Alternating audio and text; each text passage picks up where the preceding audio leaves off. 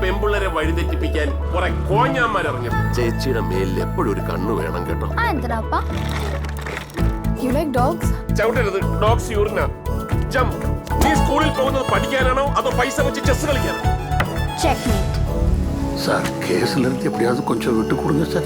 എനിക്ക് ഈ കേസ് ജയിക്കണം. ഞാനൊരു ചവിട്ടിയാലുണ്ടല്ല, അങ്ങോട്ട് വിട്ടുകൊടുക്കടാ. നമുക്കൊന്ന് ശ്രമിച്ചു നോക്കിയാലോ?